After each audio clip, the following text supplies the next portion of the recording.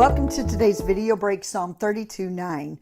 Do not be like the horse or the mule, which have no understanding, but must be controlled by bit and bridle, or they will not come to you.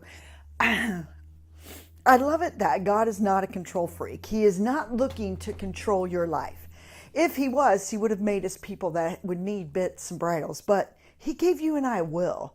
And if that will is stubborn, it's a very hard thing to break through.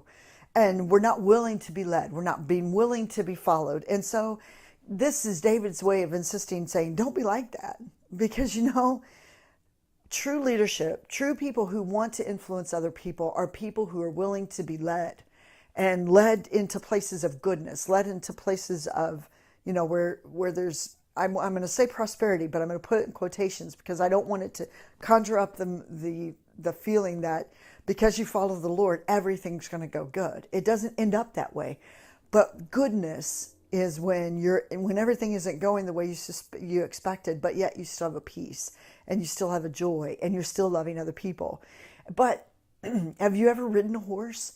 The bridle that's put in, the bit that's put into, the horse's mouth is they can't determine which way to go unless they're being instructed that way, unless there's an article inside their mouth, unless there's reins, unless they just can't be.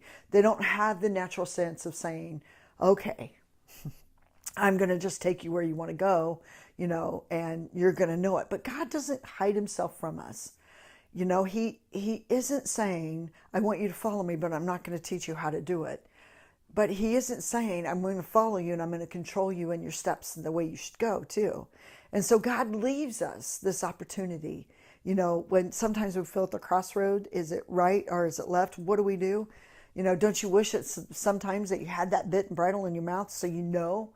And I believe God sometimes says, I'm in your heart. Follow your heart.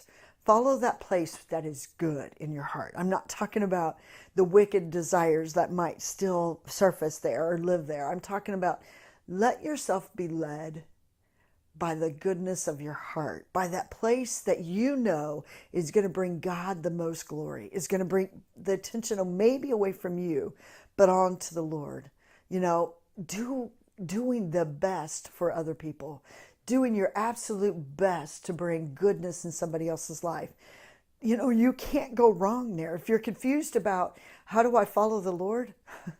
Well, it doesn't take long in Scripture to determine that Jesus had an amazing way of following the Father and end up in places where there were people that were in need, that needed him. Maybe you're in that place right now, but don't see it because you're thinking, man, this is not my place. There's too much going on here. There's too much need. And all of a sudden God shows you there's something going on here. There's a reason why God has us where we are. And you could be that very person that God's wanting to use, but maybe you're resisting. Maybe I'm resisting. Allow yourself to say, okay, God, don't change my circumstances. Change me in the midst of my circumstance to be your disciple. What do you think? Have a blessed day.